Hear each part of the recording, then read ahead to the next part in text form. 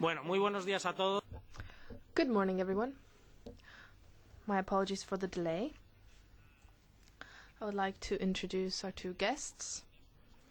They're the guests of the External Affairs Committee here at the European Parliament. They met with us yesterday to explain the situation in Venezuela. I have here the member of the National Assembly of Venezuela. She obtained the most votes in the 2010 legislative elections. And then I have a journalist also with me here from the NTN 24 new channel, María Gurisatti, and María Corina Machado, of course, the member of the Assembly. I give them the floor without further ado. Thank you very much. Thank you all for coming. Thank you for your interest, and thank you for monitoring the situation in Venezuela and for your critical views on the future of Venezuela. And particularly I would like to thank all the Venezuelans who are here with us, who were with us yesterday, and then they're here again today, and they're are very active, just like so many other Venezuelan expats who take a keen interest in the situation in Venezuela and our future. And I'd like to thank everybody for the warm welcome from the Foreign Affairs Committee of the European Parliament. I would like to thank them for the opportunity to provide an outline of the situation in Venezuela. Many people participated yesterday very actively, and there was a swift exchange of views. We were invited by the presidency of the committee. I was not the only one who was invited. Other representatives of the democratic forces in my country were also invited, and representatives of the government of Venezuela were also invited, but who, in a manner very characteristic of them, refused to participate. And of course also invited the journalist and director of NTN 24, Claudia Gurisatti, who has showed Venezuelans that there are Democrats, journalists who persist in spite of threats of physical violence and the threats of legal persecution, and journalists who stand firm in defending democracy and the rights of all Venezuelans, and we will be eternally grateful for that. I've just had bilateral meetings with the different political groups, conservative, socialist, liberals, and we will also have a meeting with the EPP in the afternoon and before we leave. And I think that for Venezuelans it's very important. It's a bit of a revelation that we've had this meeting yesterday, and we know that this is a very intense period of activity for the EU. We're in the middle of an election campaign, and there are conflicts ongoing on the European continent right now as well. But in spite of that, here at the very last session of the External Affairs Committee of the European Parliament, they took the time to look at the situation in Venezuela, and that means first and foremost, of course, that they're aware of how serious the situation is in Venezuela, and it also demonstrates how seriously they take situations of systematic violations of human rights and repression around the world, and that of course also includes our country. We're not a neighbouring country, of course, with the EU. However, we have very close links with EU member states. And therefore, on behalf of the people of Venezuela, I would now like to thank the peoples of Europe profoundly for all the solidarity they have shown us. As I said yesterday at the committee meetings, and as I've said in all the bilateral meetings with the different parties here, I would just like to I called on them to insist on the point included in the joint resolution that was recently adopted, and that was to send an ad hoc committee from the European Parliament to my country to look at the situation there and to do so as soon as possible. We've received continuous support from the European Parliament, resolutions from 2007, 2008, 2009, 2010, two in 2012, and then of course now this one in 2014, which was of course adopted with an overwhelming majority. And that shows us that the situation in Venezuela goes far beyond political divisions. It's not a matter of left versus right. No, in politics, it's about defending essential elements of democracy, defending human rights, and facing up to a situation where these principles are at risk.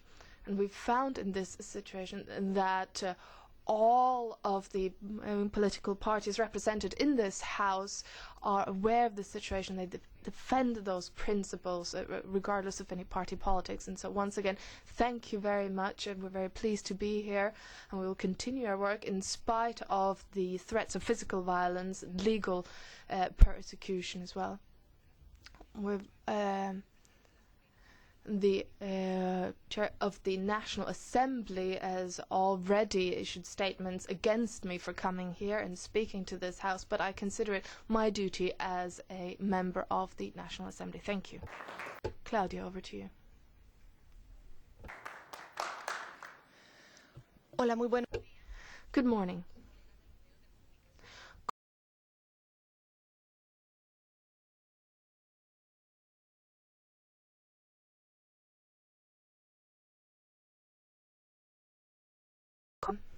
I'm usually amongst you asking all the questions and trying to uncover information. So when you have a journalist up at the top table, it's because something's going very wrong, and something is going wrong in our region, particularly in Venezuela.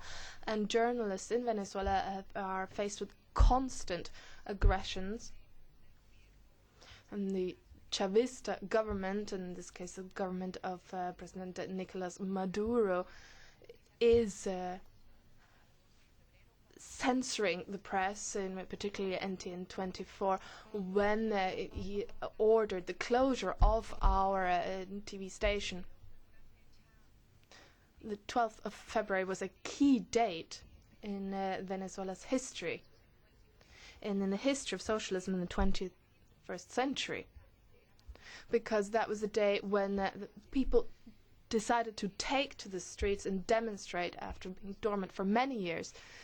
Students took to the streets, demonstrators, civil society came out in a great white march in major cities throughout the country, and also in the capital, Caracas. This was a peaceful demonstration. It was peaceful throughout the morning.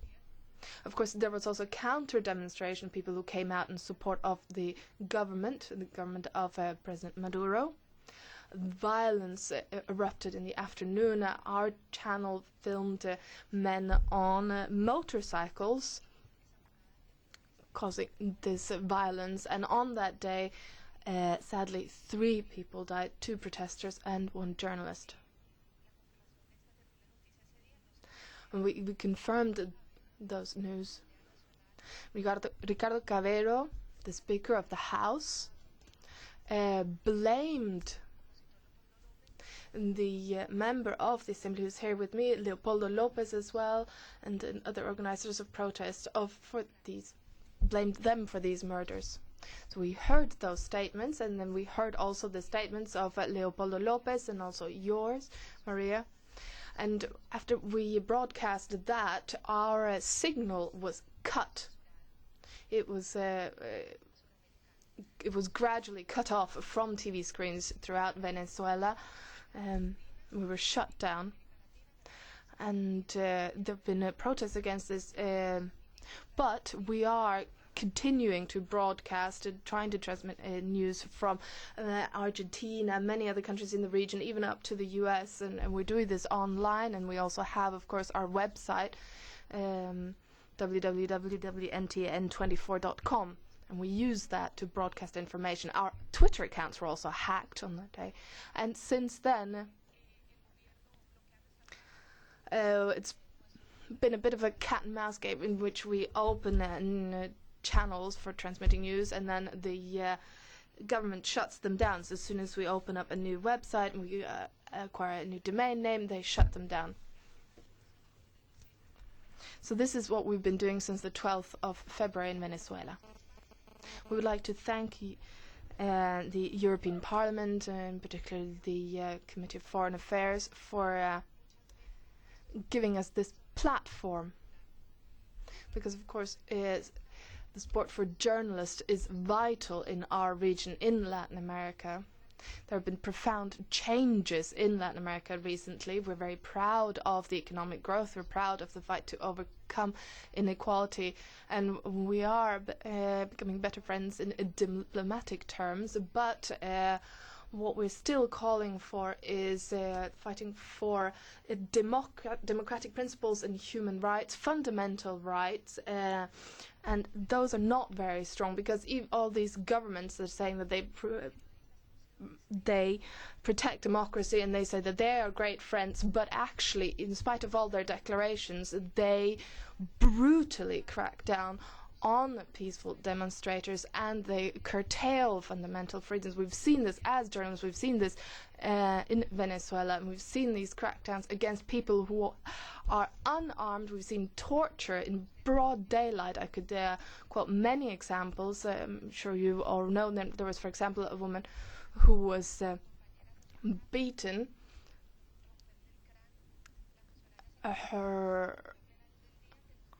She was beaten on the street, and there was an officer of the state doing this to her, and she was beaten in front of her friends.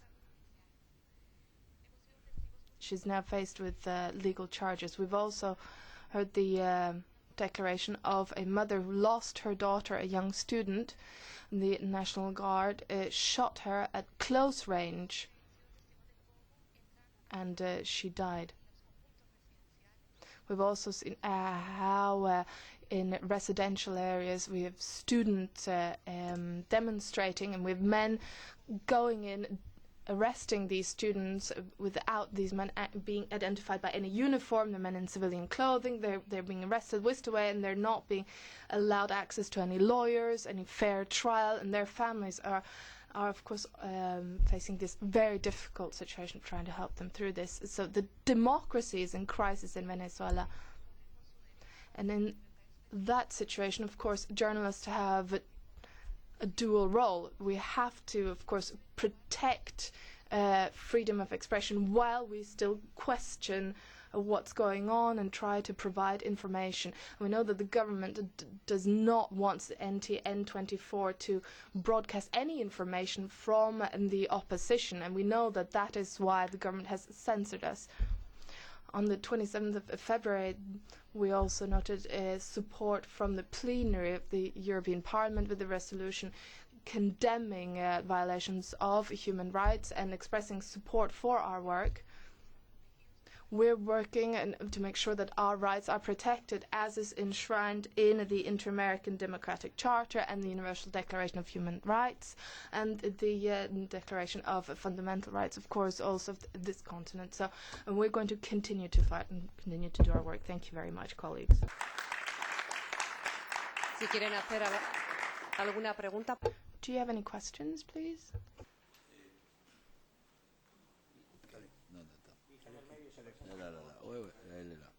Aló. Por fin yo me puedo exprimir en español y... Finally, I can speak Spanish. I'm very pleased to do so. My name is Carlos Duran. I'm a Colombian journalist. I'm accredited here with the European Union. It's great that you come here to seek the support of Europe and the 28 countries represented here in the EU.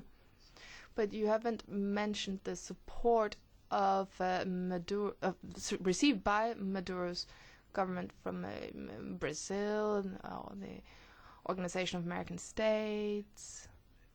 They've not condemned the situation as strongly as you would have hoped. And then you come here. I mean, do you really think that Europe can do what the neighboring countries have not been doing? You know, Brazil, Argentina, countries that are very influential in our region. I mean, what do you expect of this continent if neighboring governments and the OAS And even my government, which is, of course always calls itself a sister nation of Venezuela, is not really doing anything. I mean, what can Europe do when the direct neighbors aren't doing anything? La periodista Claudia Gurisatti. The journalist Claudia Gurisatti mentioned the case of a girl who was murdered in front of her house in Buenauna. Her name was Geraldine Moreno. She was 23 years old. She studied at the Arturo Michelena University, and she was a great football player. She was beating the drums with 5 other friends in front of her house, and the National Guards came, and one of them threw her over, and he didn't shoot immediately. He hesitated, and his colleague then shouted at him and said, "Shoot, shoot." And so he did. He shot her with hails in the head, and she died 2 days later. Her mother's called Rosa Orozco, and she went with me to the Organization of American States and asked for the floor so that all the ambassadors of the Standing Council could hear the voice of the Venezuelan people. The Venezuelan delegation achieved the support of the majority of countries to make sure that this session was held in camera, and that the first item was taken off the agenda, and that was the item under which I would have been allowed to express the human rights situation of my country. And for that reason I had to have recourse to a situation, to a mechanism in the OAS, which is quite often used, and that is one country delegation allowing somebody from another country to take the floor to express their views. And so that's the mechanism I used. And so for having gone to the OAS for taking this case and others, and that of a young mother, a single mother who has a 7-year-old son, of course, who was brutally beaten on the street, and who's now finding that the person who attacked her is going scotch-free, whereas she now has 5 charges against her, including resisting arrest and disorderly conduct on the street, etc.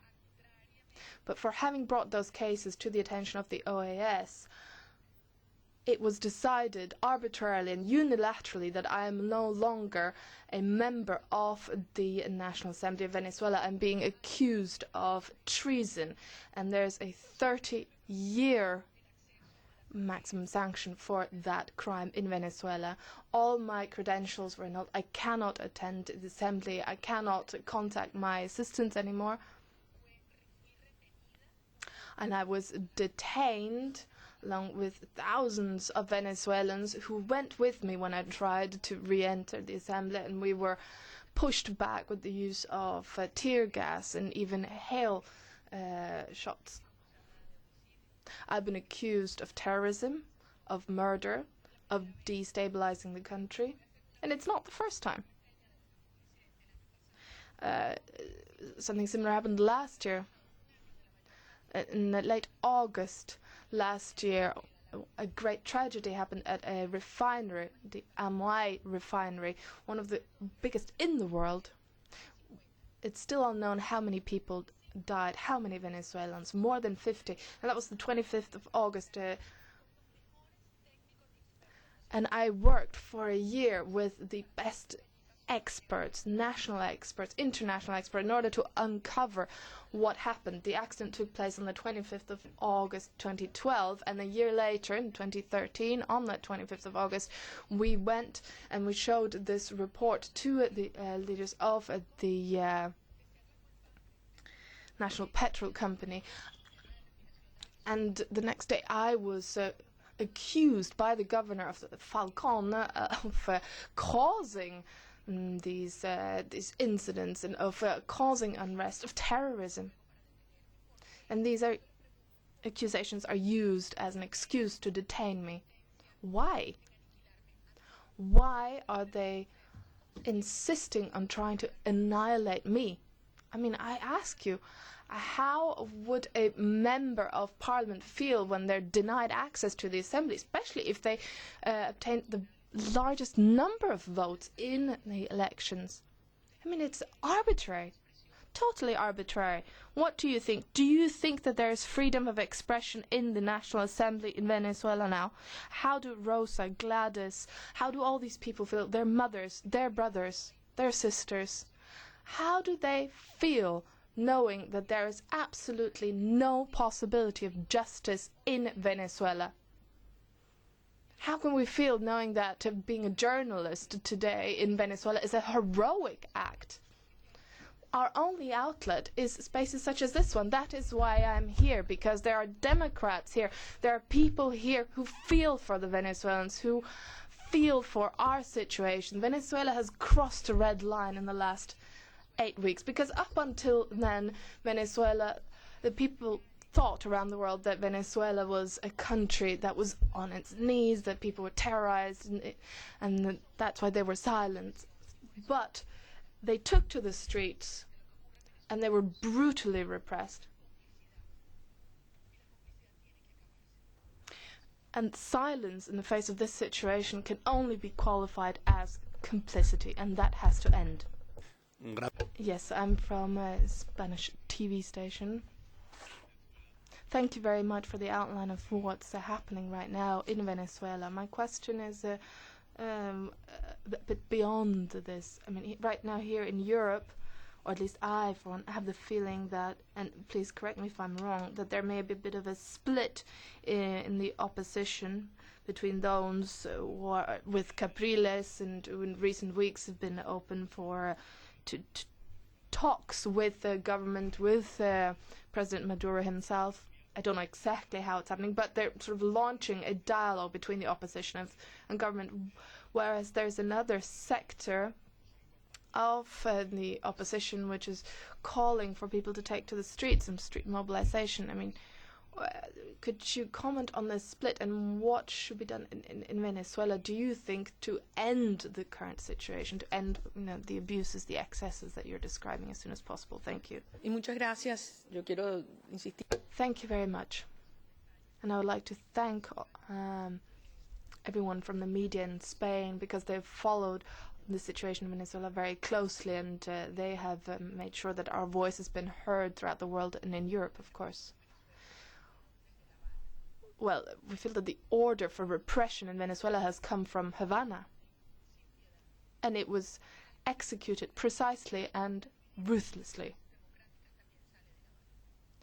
But support for democratic forces also sometimes comes from Havana.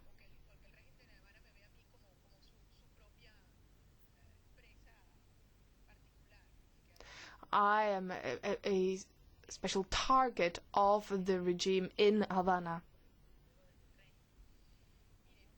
So there is repression from that city and from that regime. When it comes to defending democracy, we need unity. There is a coalition which we've been building gradually, and it goes beyond political parties. We have student leaders, trade union leaders,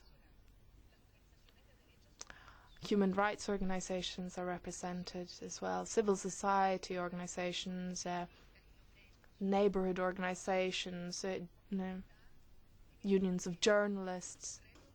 We're all united because the challenge is safeguarding democracy and security, but even more than that, our republic, because our sovereignty has been transferred effectively to a foreign regime. And of course, in any democratic society, dialogue is essential, and we the Venezuelans, will take Venezuela through a transition within the framework of the Constitution. And for this, of course, we need to start a process of reform and dialogue. It's vital. But, having said that, when all institutional means are shut down in a country, and when they're trying to stifle us by shutting all those doors, then, well, there are only two choices. Either you give in and you accept the gradual curtailment of freedoms, or you fight. You fight for human dignity. You fight for your freedoms, and that's what we're doing. That's the choice we've made. President Maduro does not believe in rights, in dialogue. He's shown that.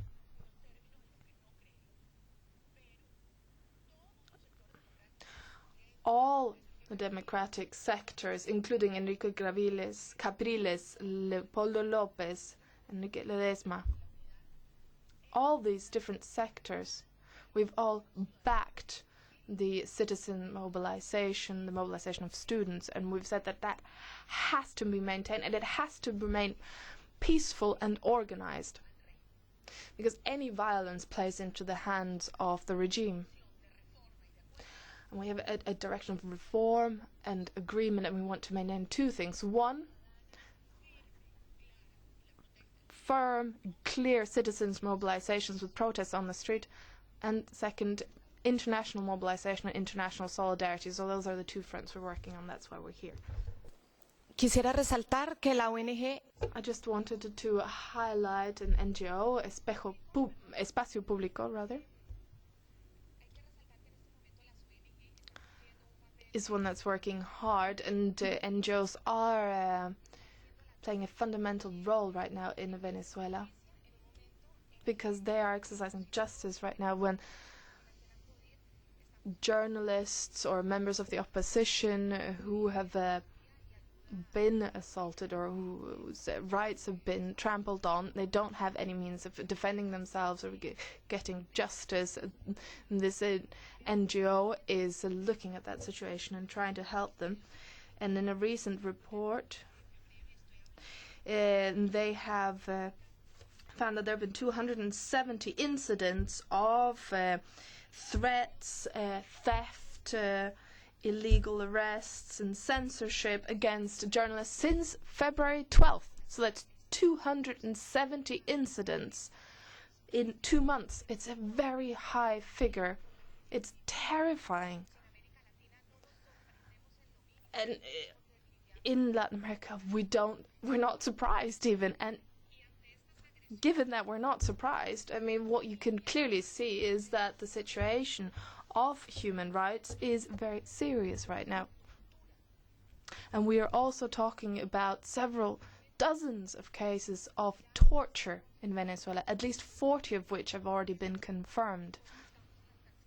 And what happens when we go to other Latin American governments and their foreign ministries and ask them about this, all we are met with is silence. And for me, that is a very surprising silence. Thank you. Yes, good morning. My name is Enrique, and I'm from the newspaper DF in Madrid. Taking into account the economic situation in Venezuela right now,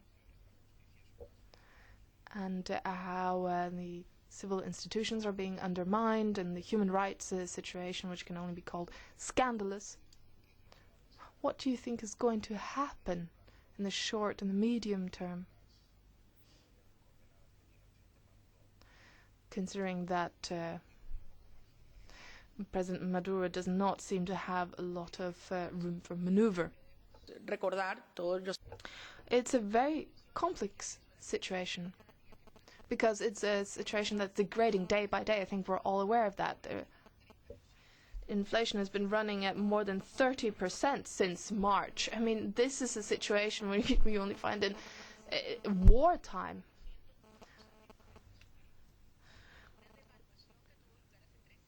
There was devaluation 3 weeks ago. It was 696%. And in Venezuela, we have a minimum wage, and that is $60 a month. That's 109 bolivars a day, and a can of tuna is 120 bolivars. So a can of tuna costs more than the minimum wage in Venezuela. The economy has collapsed. When I say that the medication is unavailable, I mean that it's not available in hospitals, it's not available in clinics. But we were at an institute called CEFAR under the Ministry of Health, where I was invited to visit by the people working there. They were terrified. They sent me these messages undercover because they found that the medicine that has actually gone past its best before date, so the medication that is no longer usable, is being sent in from Cuba, and that's big business. There's a triangulation there. And in spite of all these things, President Maduro has met with business leaders, economists, and they've outlined what has to be done in order to improve the economic situation. 70% of what we eat in Venezuela is imported because our production capacity has been destroyed, but we don't have dollars to import anything. That's why we don't have any medication, we don't have any. Now, the government is no longer paying off many of its debts to businesses, and they're telling these businesses, well, I'll give you dollars so that you can import product, and these businesses are refusing because they don't trust the government. So this is the situation, and that's what people also have taken to the street, but the president's message throughout all this is that no element of the revolution is going to be discussed. So that's the current situation. Nothing is up for discussion. And Juan also told me to mention a personal note here. I know about myself. I don't know what's going to happen to me when I get home. I'm being persecuted by the politicized forces at home. I've heard that there are orders out for my arrest. I don't know whether that's true. There are threats against my family, threats against people who work with me. That I know. So I don't know what's going to happen. But I know that this is a decisive moment for Venezuela, but not just Venezuela, for the whole region. The regime has never been as weak as it is right now in the last 15 years. The people of Venezuela have decided to fight